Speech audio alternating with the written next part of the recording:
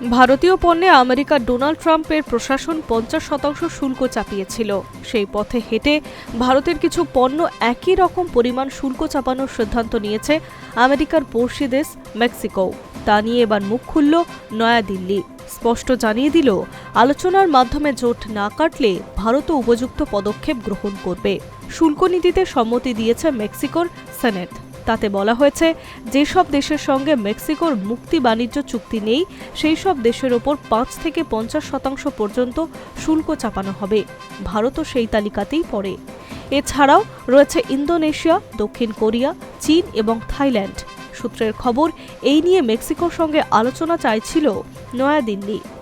ভারতকে নয়া শুল্ক নীতির বাইরে রাখার আবেদনও করা হয়েছিল, কিন্তু তাতে রাজি হয়নি মেক্সিকোর সরকার। সংবাদ সংস্থা সূত্রে খবর, মেক্সিকোর পার্লামেন্টে নয়া শুল্ক নীতি সংক্রান্ত বিল পাশ হওয়ার পরেই সে দেশের আধিকারিকদের সঙ্গে ভারতের আলোচনা শুরু হয়েছে। বিশ্ব বাণিজ্য নীতি মেনে দুই দেশই যাতে উপকৃত হয় তেমন চুক্তি নিয়ে মেক্সিকোর অর্থ মন্ত্রকের সঙ্গে আলোচনা চাইছিল ভারতের বাণিজ্য মন্ত্রক। বৈঠকও হয়েছিল দুই দেশের মধ্যে। ভবিষ্যতে বৈঠকের সম্ভাবনাও রয়েছে। সরকারি আধিকারিক সংবাদ সংস্থাকে বলেছে, ভারতের রপ্তানিকরদের স্বার্থ সুরক্ষিত করতে বদ্ধপরিকর সরকার। সেই মতো পদক্ষেপ গ্রহণ করা হবে। পাশাপাশি আলোচনা চালিয়ে যাবে দুই দেশ। মেক্সিকোর সঙ্গে বাণিজ্য সম্পর্ক গুরুত্ব দেওয়া হবে।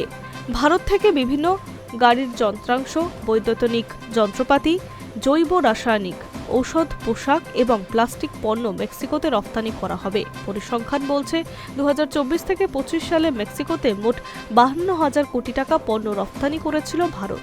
ভারতীয় কর্তৃপক্ষের সঙ্গে কোনো রকম পূর্ব আলোচনা ছাড়াই মেক্সিকো চড়া হারে শুল্ক আরোপের সিদ্ধান্ত নেওয়ার পরেই নয়াদিল্লি খানিকটা অসন্তুষ্ট। সরকারি আধিকারিককে উল্লেখ করে তা জানিয়েছে একটি সংবাদ সংস্থা, হাই নিউজ নেটওয়ার্ক।